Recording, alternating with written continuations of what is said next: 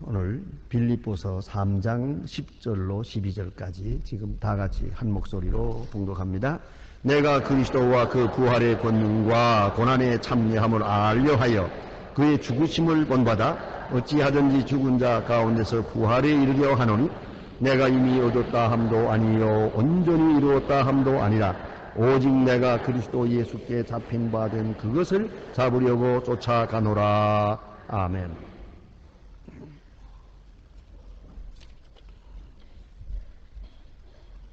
오늘 우리에게 주신 이 말씀은 제 생각으로서는 그 빌립보서 전체 중에도 가장 귀중한 핵심 부분에 있는 말씀이라고 그렇게 생각이 됩니다.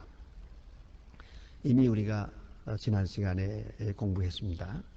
사도 바울에게 있어서 그리스도를 안다고 하는 것, 그것이 얼마나 중요한 것인가 하는 것을 바울은 거듭거듭 강조하고 있습니다. 이것을 흔히 말하기로 excellency knowledge라고 합니다. 아주 특별하게 가장 귀한 지식, 예수 그리스도에 대한 지식, 가장 귀한 것이다. 예? 그래서 그가 이것을 얻기 위해서라면 그는 무슨 일이라도 할 수가 있어요. 동시에 이것을 얻었다 할 때는 그는 뭐든지 포기할 수가 있었어요. 그리스도를 아는 지식이 너무 고상하기 때문에 그리스도를 아는 순간 한평생 소중히 여기던 것, 아주 생명보다도 소중히 여기던 그 모든 것을 다 버렸어요. 아주 어렵지 않게 쉽게 버릴 수 있었어요. 여기서 우리가 생각해야 합니다. 자기 부정에 의해서 그리스도를 알게 되는 것이 아닙니다. 그리스도를 알게 됨으로 자기 부정이 이루어지는 겁니다. 그걸 알아야 합니다. 셀프 데나이라고 하는 것은 내가 나의 습관도 버려야겠고 잘못된 성품도 고쳐야겠고 뭐 또 어떻고 하지만 말이에요. 이것도 버려야겠다, 이것도 끊어야겠다. 아무리 노력을 해도 안 됩니다. 네, 어떤 분, 그런 분 제 고향에 있었어요. 그래서 제 아버지 선생님께서 어떤 일이 있어도 이 도박은 하지 말라 그러더라고요. 그래서 그건 이유 묻지 마라. 그래서 아버지가 하지 말라면 하지 마라. 그래서 제가 그거는 못 배우고 말하세요. 지금도 여러분 좋아하는 고스톱 저는 할 줄 몰라요. 그걸 내가 할 줄 모르는 게 많지만은 고스톱은 전혀 몰라요. 더 모르는 것은, 내가 놀라는 것은 그걸 좀 배워보려고 했거든요. 보통 머리가 좋지 않고는 안 되겠더라. 옆에다 써놓고 해봐도 어림도 없어요. 내 머리 가지고는 안 되겠다. 내가 결론을 지었어요. 아마 좀 일찍 배워야 되는 모양인데 뭐든지 재미가 있어야 배우지 그건 잘 안 됩니다. 그런데 아무튼 그런 거 이거를요 해서 패가 망신했거든요. 많은 손해를 보았어요. 그래서 자기 스스로 맹세하면서요 손가락을 잘랐어요. 시골에는 저 작두라고 하는 게 있어요. 그 풀 써는 거 그걸 잘랐단 말이에요. 그래서 손가락 없어요. 그런데요, 그 다음 손가락으로 하더라고요. 그러니까, 맹세하고 손가락을 잘라도, 글쎄, 목을 자르면 어떨까? 안 된다 말이에요. 예, 안 됩니다. 예, 안 되는 거예요. 사람의 결심으로 안 돼요. 그러면 바울의 입장은 뭘 생각하느냐? 예수 그리스도를 알면 돼요. 예수를 아는 지식이 점점 깊어지면, 어느 사이에 벌써 싹 멀어져요. 그 좋아하던 것이 시시하고 더럽고 추하고 아무것도 아니라 이 말이에요. 이게 바로 예수 믿는다는 거예요. 우리는 부정에 의해서 긍정을 찾는 게 아니에요. 긍정에서 부정을 하는 거죠. 그걸 잊지 말아야 돼요. 예수를 긍정하게 될 때 세상은 자연히 부정하게 되는 것이에요. 이것이 기독교의 아주 교리, 핵심입니다. 그래서 사도 바울은 예수 그리스도를 아는 지식이 너무 고상하기 때문에 한평생 그렇게도 소중히 여겼던 모든 것 다 분토와 같이 버렸다. 다 잃어버렸다. 다 해로 여기게 됐다. 그렇게 말했습니다. 그리스도를 안다는 거 아주 중요하다. 자, 그러면 오늘 본문은 그 다음으로 이어집니다. 그러면 안다는 게 뭐냐? 어떻게 해야 알 수 있느냐 하는 겁니다. 그건 바울의 체험이면서 이것은 철학과 신학을 통합한 아주 중요한 의미가 있는 귀중한 교리옷이다. 안다 하는 말, 영어로는 to know라고 하는 게 안다 그렇게 말합니다만 헬라어에서는요, 헬라의 성경이 기록된 원어 헬라어에서는 기노스케인 혹은 기노스코 그렇게 말합니다. 이것은 아주 지극히 개인적인 지식을 말합니다. 이것은 원리적인 지식이거나 혹은 추상적인 지식, 논리적 지식이 아닙니다. 그러니까 체험하지 못했더라도 논리적으로 옳으면 그건 옳다고 인정하고, 흔히 말하는 개연적으로 개연성이 지적할 때 그건 옳다고 인정을 하죠. 그러니까 예를 들면 내가 그게 못 가봤어요. 하지만 갔다 온 사람이 와서 얘기하면 아 그런가 보다. 내가 알죠. 내가 달나라에 못 가봤어요. 내가 달나라에 갔다 온 사람하고 내가 1시간 얘기한 사람이라고요. 내가 그건 아세요? 여러분 달나라 같은 사람하고 내가 1시간 동안 단독으로 1시간 동안 1시간 이상 얘기를 했어요. 어인 대령하고 얘기를 한 기회가 있었는데 하나님이 정말 특별히 준 기회라고 생각해요. 나는 못 가봤지만 그 사람이 달나라 가서 된 이야기, 가는 이야기, 갔다 온 얘기 막 얘기를 하는데 갔다 온 거나 진배 없더라고요. 예? 그러나 갔다 온 사람하고 들은 사람하고는 다르죠. 그건 다른 거예요. 그렇지 않습니까? 여러분 그거 아시죠? 잠실운동장에서 축구 경기를 해요. 그 축구 경기 할 때 그 비싼 그 10만 원짜리 표를 사가지고 간다고요? 그거 가끔 모여서 여기 여러분 가운데서 가긴 뭐가 텔레비 보면 잘 보이더만 클로즈 패스 보여주고 슬로우 비유까지 보여주고 얼마나 좋아. 여기서 뒤에 앉아서 편안하게 보지 뭐 그것까지 가나. 그러나 가는 사람들 보고 물어보세요. 이거하고 저거하고는 얘기가 틀리죠. 얼마나 틀리느냐고요? 연애 소설 보면서 감격하는 거하고 연애하는 거하고 달라요. 연애하는 건 연애하는 거지. 그게 그거하고 소설 보는 거하고 아무리 소설이 재미있어도 그건 얘기가 안 되죠. 영화 구경하는 거하고 진짜 영화 연애하는 거하고 같아요 그게? 아니라 이거예요. 그와 같아요. 그만큼 차이가 있는 거예요. 그러니까 원리적으로 논리적으로 개연적으로 철학적으로 별소리 다 해봐도 아니요. 체험적으로 알아야 돼요. 개인적으로 알아야 돼요. 인격적으로 알아야 돼요. 그것이 진짜 지식이다 그 말이에요. 그래서 제가 지난 전주일에 말씀드린 것처럼 프랑스의 사상가 루소가 그 후기 작품인 에밀이라고 하는 작품에서 이런 유명한 말을 합니다. 느끼지 않고 아는 것은 지식이 아니다. 객관적 관념만은 지식이라고 할 수가 없다. 느껴야 돼요. 감격이 있어야 돼요. 솔직히 말하면 미쳐야 돼요. 거기에 뜨거운 정열이 함께 가야 돼요. 그렇게 이루어진 지식이래야 그게 진짜 지식이지. 예? 그냥 맹성망성하게 그렇다니까 그런가 보다. 그건 지식이 아니다 이 말이에요. 그러면 이제 참 지식이 뭔가 한번 보십시다. 성경적으로 보면 너무 재미있게 설명이 되어 있어요. 창세기 4장 1절. 거기 보면 이런 말이세요. 아담이 그 하와와 동침함에 하와가 잉태하여 가인을 낳은지라 그랬죠. 아담이 하와와 동침했다. 우리가 한문으로 동침했다. 같이 샀다. 이런 얘기죠. 그건 우리 번역이고 또 그게 그 말이 그 말이에요. 그건 말은 잘못된 건 번역이 잘못된 건 아닌데 그러나 원문은 어떻게 되어 있느냐 하면은 하와 야다 미안합니다. 아담 야다 하와 그렇게 되어 있어요. 아담이 하와를 야다했다 그래요. 야다 그 단어가 야다 그 안다는 뜻이에요. 야다. 그러니까 아담이 하와를 알았어요. 알았다 그랬어요. 그랬더니 아이가 낳았어요. 안다는 말이 무엇인가? 여러분은 알겠지. 이게 안다는 뜻이에요. 이 정도로 깊이 아는 것을 말하는 것이에요. 그야말로 생명과 생명의 부딪힘을 말하는 것. 이렇게까지 설명을 하고 있고요. 이 야다라고 하는 말을 신학적인 얘기입니다. 그런데 그렇게만 이해해 주세요. 70인경 히브리 말을 헬라 말로 번역한 성경을 70인경이라고 그래요. 70명이 번역했다고 해서 그 70인경에는 기노스케인이라고 되어 있어요. 그게 기노스케인이에요. 또 하나 있어요. 신약으로 돌아와 보면은 이것도 히브리적 언어로 되어 있기 때문에 헬라말로 되어 있지만 같은 개념으로 이해가 됩니다. 마태복음 1장 25절.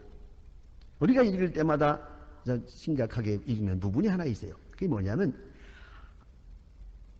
요셉이 마리아를 데려와서나 아이를 낳기까지 동침치 아니한 아음의 이름을 예수라 하니라 그랬죠. 요셉이 결혼해서 마리아를 데려왔지만 아이를 낳기까지 동침치 않았다 그랬어요. 이 단어를 헬라 원문대로는 욱기노스켄, 욱기노스코켄,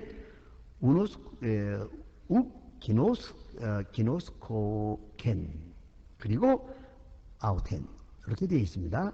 이거를 영어 성경 고어에서는 고전 성경에서는 he knew her not 그랬어요. 현대어로 바꾸면은 he does not know her 그런 얘기예요. 그 남자는 그 여자를 알지 않았다 그런 말이에요. 그러면 알지 않았다 이게 직역이에요. 이게 원뜻이에요. 영어로 그렇게 되어 있어요. 알지 않았다. 우리처럼 동침이 그렇게 안 되어 있어요. 알지 않았다. 그러면 요셉이 마리아를 데려왔는데 몰랐어요? 자기 아내인 것도 알고 나이도 알고 생일도 알고 다 알잖아요. 그러나 데려왔지만은 알지 않았어요. 그건 뭘 말하는 거예요? 그게 바로 지식이라는 거예요. 그게 안다는 뜻이에요. 그만큼 깊은 인격적 관계를 말하는 것입니다. 이게 안다는 뜻이에요. 이것을 철학적으로 다시 한번 설명하면은 히브리적 지식이죠. 헬라적 지식이 아니라는 거죠. 헬레니스틱 그런 나얼리지가 아니고 이것은 히브라이니스 히브리적인 지식을 의미하는 것이다. 그러니까 머리로 아는 것이 아니다 이 말이에요. 히브리 사람들에게 아주 재미있는 그 비유가 있죠. 예, 어떻게 기형아가 태어났는데 아이가 둘이요. 둘이 등이 붙었어요. 발도 내시고 손도 내시고 머리도 내시고 딱 붙었어요. 등이 붙었어요. 자, 이 아이가 둘이냐 하나냐 이거예요. 이게 지금 둘이냐 하나냐 할 때의 이 결론은 뭐냐면은 이쪽 아이를 이렇게 좀 아프게 건드렸어요. 이쪽 아이가 울 때 이쪽도 같이 울어요. 이쪽이 웃을 때 얘도 웃어요. 그러면은 하나이고 얘가 울 때 얘는 웃어요. 그러면 두 아이다 이거예요. 이게 안다는 것이에요. 안다는 것은 두 인격이 완전히 하나가 되는 시간을 말하는 것이에요. 그래서 얻어지는 체험을 안다고 하는 것이에요. 그럼 예수를 안다. 이게 뭘 말하는 것인가를 우리가 알아요. 아주 신비적이고 인격적이고 또 종합적이고 생명적이고 유기적 그런 체험에서 오는 지식을 말합니다. 자, 이제 그러면 이러한 지식 예수를 안다는 걸 그렇게 알아야 되는 것이에요. 예수와 나 사이에 지식이 그렇게 이루어져야 되는 거예요. 뭐 성경 좀 몇 절 읽었다고 해서 나 성경 줄줄 외운다고 해서 이게 되는 건 아니에요. 이것은 예수 그리스도의 생명과 나와의 관계에서의 그런 확실한 생명적 체험에서 오는 지식 이것이래야 예수를 아는 지식이라고 말할 수 있는 거예요.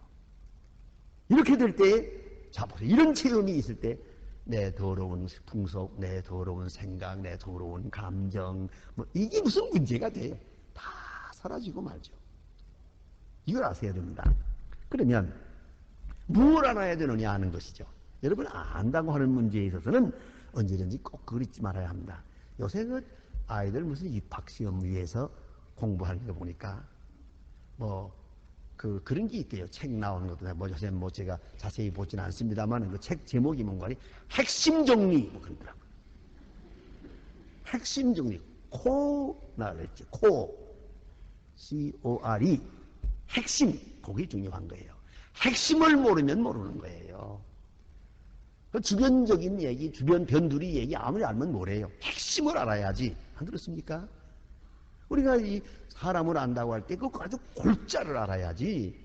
그거 뭐 쓸데없는 거 많이 알면 뭐래요. 그리고 우리 아이들은 참 지식이 많지 못하지요. 그래도 핵심을 알아요. 어떻게 하느냐고요? 딱 쳐다보고 저렇게 생긴 여자가 나를 사랑한다. 그걸 안다고요. 사랑에 관한 한 아이들은 완전한 지식을 가지고 있어요. 그걸 알아야 돼요. 그걸 알고 있거든요. 근데 우리 어른들은 알아야 될 것은 모르고 쓸데없는 것만 많이 알아요. 그리고 중심의 사랑이 있는 걸 모르고 그 부모님의 사랑, 어머니의 사랑, 형제의 사랑, 사실 사랑이 많습니다. 그걸 다 모르고 그게 사랑에 대한 이해가 없기 때문에 언더스탠딩, 사랑에 대한 지식이 없으니까 어떻게 돼요? 고독하지요. 죽고 싶지요. 외롭지요. 쓸쓸하지요. 절망하지요. 왜? 핵심을 몰랐기 때문이죠. 여러분 생각해 보세요. 사실 여러분 한 사람 한 사람을 사랑하는 사람이 참 많습니다요. 참으로 사랑하는 사람이 있어요. 그런데 사랑의 핵심을 몰랐기 때문이에요. 문제가 되는 거죠. 그런 이야기가 있어요. 어떤 분이 참 너무 직선적인 얘기입니다만 사실이 그랬어요. 어머니가 세상을 떠나고 계모가 왔어요. 참 계모가 왔을 때에 참 어려움이 많습니다. 저희 가까운 집안에도 그런 일이 있었는데, 자, 이제 자녀가 8이에요. 8인데 어머니가 세상을 떠났는데 그 마지막 아이가 어리기 때문에 그 아이를 돌보기 위해서 뭐 빨리 결혼을 했어요. 그 뒤에 오신 분은 아예 안 낳고 그 8이나 되는 그 아이를 전부 돌보고 이렇게 수고를 해주세요. 그럼에도 불구하고 자녀들은 그 어머니를 사랑하지 않아요. 어머니라고 부르지도 않아요. 가서 옆구리 꾹 찌르고 돈 그런다고요. 그 어머니가 너무 슬퍼서 그래 나는 이거 다른 건 없어도 어머니라는 소리나 한번 들어보려고 시집 왔는데 이게 뭐냐 이거 슬퍼해요. 그러던 중에 그 어느 한 아이가 차 사고가 났어요. 급하게 수혈을 해야 되는데 피가 다 맞질 않아요. 마침 그 어머니가 수혈이 돼요. 혈액형이 같아요. 당장 누워가지고 이렇게 두 침대에 누워가지고 기계를 놓고 어머니의 피가 지금 아들에게로 옮겨오고 있는 거예요. 얘가 정신을 차려보니까 어머니가 옆에 누워있어요. 어머니의 피가 지금 자기 몸으로 옮겨오고 있는 걸 보면서 그때 처음으로 어머니하고 불렀어요. 그때부터는 그거 한번 수혈 받고 나서부터는 그 애 하나는 철저하게 어머니야. 다른 형제들이 얘 이 녀석아 너 어떻게 그 여자가 어머니냐 하고 쥐어박아도 아니 이분은 내 어머니다 이거예요. 이거 보세요. 이걸 우리가 분명히 알아야 됩니다. 핵심 그 사랑이라고 하는 중심을 똑바로 알면 그 다음부터 세계가 달라지는 거예요. 완전히 다른 세계를 볼 수가 있어요. 그래서 예수 그리스도를 아는 데 있어서 핵심은 뭐냐 하면 그리스도와 부활의 권능이에요. 그걸 알아야 합니다. 그리스도와 부활의 권능, 이것이 핵심이에요. 이것을 아는 것이 중요해요. 자, 십자가와 부활, 십자가와 부활을 잘 알게 될 때, 그 지식을 알게 되면 부활이라고 하는 부활신앙에 의해서 십자가를 이해하게 돼요. 여러분, 십자가로부터 부활로 이해하게 되면 어려워요. 그런데 부활을 먼저 알고 십자가를 보세요. 그럴 때의 그 십자가의 의미가 얼마나 놀라운 것인지 몰라요. 또 그리고 예수의 십자가를 알고 그 다음에 예수의 생애를 봐요. 예수의 생애 그 한 사건 한 사건이 이해가 되는 거예요. 이제 보세요. 나사로가 죽었다가 나흘 만에 살았다고 하지 않습니까? 그걸 예수님의 생애에서만 보면은 참 능력도 많다. 장례시간 지 나흘이나 되고 썩어서 냄새가 난다는데도 불구하고 살려냈다. 와, 굉장한 분이다. 그 능력 대단하다. 여기까지밖에 없어요. 그거 다 뭐 있나요, 그게? 그와 나와 어떤 분?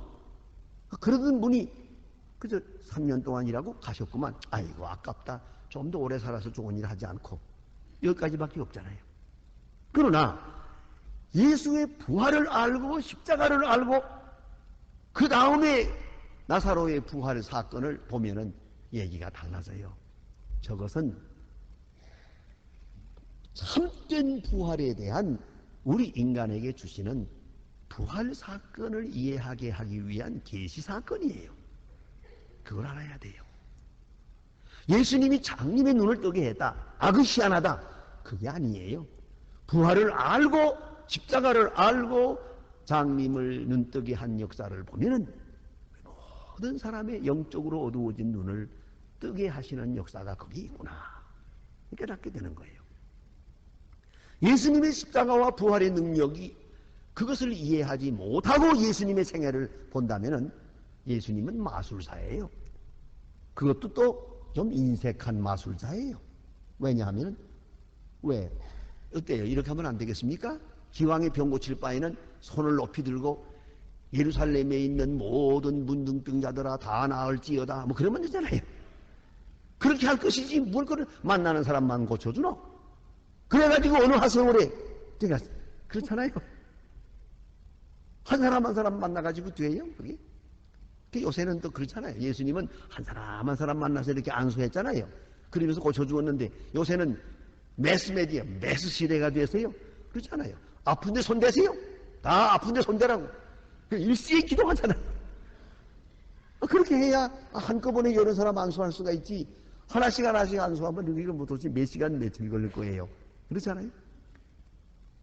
이거 예수님의 능력 굉장한 것 같아도 그 부활 사건과 예수님의 십자가 여기서부터 이해해야만 그 사건의 의미가 풀리는 것이에요. 그걸 우리가 분명히 알아야 합니다. 그러면 자 이제 부활이라는 건 뭘 의미하느냐? 예수님의 부활, 부활절 때마다 우리가 공부하는 내용입니다만 예수님의 부활은 우선 가장 중요한 것은 생명의 주인이 예수 그리스도 되심을 말하는 거죠. 그래서 육체의 부활의 첫 열매가 되신 거예요. 우리가 이런 모양으로 살지만은 다음 단계 예수 그리스도적 단계의 부활한 몸의 세계, 부활한 생명의 세계로 옮겨간다는 것을 말씀해주는 가장 중요한 증거가 됩니다. 동시에 영생을 보증해주고 있습니다. 우리의 생명은 죽어 없어지는 생명이 아닙니다. 몸은 죽어 땅에 묻히지만 우리는 분명히 영원한 생명을 향해서 가고 있고 지금도 그 영원한 생명의 그 생의 한 단계를 살아가고 있는 것이다. 그걸 알아야 합니다. 그래서 사도 요한은 말하기를 아는 것이 영생이다 그랬어요. 그리스도를 알고 그 생명을 알고 그리고 사는 오늘이 영생의 한 부분이라는 말이에요. 이렇게 설명하게 되고요. 그 다음에는 부활이라는 것은 죽음을 이기는 승리를 말하는 것이에요. 그래서 부활의 능력을 말하는 것이죠. 부활의 능력. 아무리 죽어도 죽지 않아요. 그런 부활의 능력을 예수의 부활 사건이 우리에게 확증해주고 있는 것입니다. 헨리 나웬이라고 하는 네덜란드의 출생의 사제이자 심리학자인 그런 예일 대학과 하버드 대학에서 그리스도의 영성에 대하여 가르치던 그런 유명한 교수가 있습니다. 그는 강단을 떠나서 정신지체아들과 함께 평생을 지내다가 1996년 9월 심장마비로 세상을 떠났습니다. 그런데 그의 많은 저서 중에 아주 유명한 책 하나가 있습니다. 그것은 죽음 가장 큰 선물. 죽음은 가장 큰 선물이다. 죽음 가장 큰 선물 하는 그런 책이 있습니다. 그 책에서는 이렇게 말합니다. 예수님은 그를 십자가에 못 박은 사람들의 잘못을 입증하기 위해서나 그의 적들을 당황하게 하기 위해서 부활한 것이 아니다. 능력을 과시하느라고 부활한 게 아니라는 것이죠. 또한 당시의 통치자들을 감동시키거나 어떤 사람을 강제로 믿게 하기 위해서 부활한 것도 아니다. 그럼 그 부활은 뭘 말하는 것이냐? 예수님의 부활은 성부 아버지의 사랑에 대한 완전한 증언이다. 하나님의 사랑, 그 핵심을 증거하는 것이 부활이다. 그렇게 말하고 있습니다. 또한 고린도서가 계속 고린도전서 15장이 말해주는 것과 같이 부활이라는 것은 죄사함의 증거입니다. 죄인이었기 때문에 죽는 것입니다. 죄와 사망으로부터 구원하시는 겁니다. 그래서 죄사함의 확증으로 그가 부활하신 겁니다. 이게 이러면 영생과 사망을 이기는 능력과 사죄의 확증, 이것을 통합해서 부활로 증거하십니다. 이해할 때 이제 이 거룩한 능력의 참여함을 알려하여 부활의 권능과 그 고난의 참여함을 알려하여 그랬습니다. 오늘 성경 말씀에 그렇게 말하고 있어요. 그러니까 부활을 먼저 알아야 돼요. 그리할 때 부활신앙을 가지고 오늘의 고난을 설명하게 됩니다. 그러면 아주 의미가 다릅니다. 한번 생각해 보세요. 영생지향적 고난, 부활로 지향하는 오늘의 십자가, 그건 전혀 의미가 다른 겁니다. 영원한 죽음이 아니에요. 이건 영생으로 지나가는 한 생명의 단계일 뿐이에요. 이래 할 때 그 의미가 얼마나 놀라운 것인지 알 수가 없습니다. 그래서 부활신앙, 부활에 대한 부활신앙, 그리고 오늘 당하는 고난을 당하게 됩니다. 즐거운 마음으로. 이것이 예수와 함께 당하는 고난이라는 거예요. 우리가 이 고난을 꾸역꾸역 참으면 언젠가는 하나님께서 우리를 돌아봐 주겠지, 그런 얘기가 아닙니다. 부활을 내다보면서 오늘 고난을 당하는 것이에요. 부활신앙을 확실하게 하면서 고난을 당하는 것이에요. 그러니까 어떤 분 세상에 떠나면서 그러니까 저보고 내일 아침 다시 만납시다 그러던데요. 얼마나 훌륭합니까? 저 앞을 바라보고 내일 아침 목사님 다시 만납시다. 이것이 그리스도인이 당하는 고난이에요. 우리의 고난이라는 것은 부활신앙적 차원에서 반드시 해석되어야 되는 거예요. 그리할 때만이 그리스도의 죽으심을 본받는 것이 돼요. 아시잖아요. 예수는 부활을 바라보면서 죽으셨어요. 그래서 조금 있으면 못 보고 조금 있으면 만나리라 했잖아요. 조금 있으면 이게 무슨 말입니까? 그러니까 부활의 신앙을 가지고 예수와 함께 부활할 것을 알고 믿고 그리고 오늘 크고 작은 고난을 당하게 되는 것이에요. 그래서 자, 그리할 때에 예수님과 함께 고난을 당하게 되고 함께 부활하는 그 희한한 능력을 체험하게 되는 것이죠. 그리할 때에 그리스도의 고난의 의미를 알게 되고 부활의 능력을 오늘도 체험하게 되는 것이에요.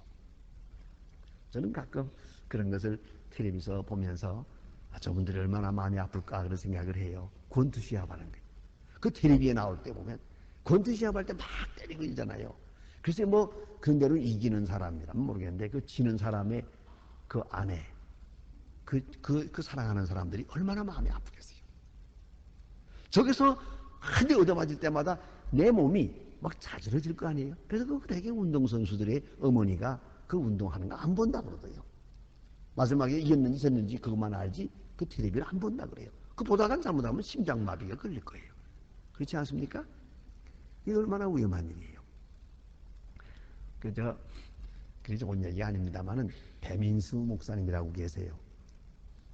우리나라에 아주 유명한 애국자입니다. 나라를 위해서 일정 말년에 한 7년 동안 감옥에 가서 고생을 하시고 그런 분이에요. 일본 사람들한테 고생을 많이 했어요. 그리고 해방과 함께 나왔는데 그 목사님이요. 어느 날 우리 한국 청년들이 그 권투시합 일본 사람하고 하는 걸 보았어요. 그 일본 청년하고 한국 선수하고 하는데 그걸 텔레비로 보면서 응원을 하는데 말이죠. 그냥 앉았다 일어났다 하면서 여기 쳐라 저기 쳐라 그 소리 지르고 말이야. 그러니까 사모님이 이거 당신 혈압 높은데 그러다가 죽으면 어떡하려고 그러냐 그러니까 좌우간 권투라도 일본 놈은 때려 눕혀야 돼 그래요. 옛날 생각이 나지. 그래서 때려라 하다가 아이고 머리야 그러고 돌아갔었어요.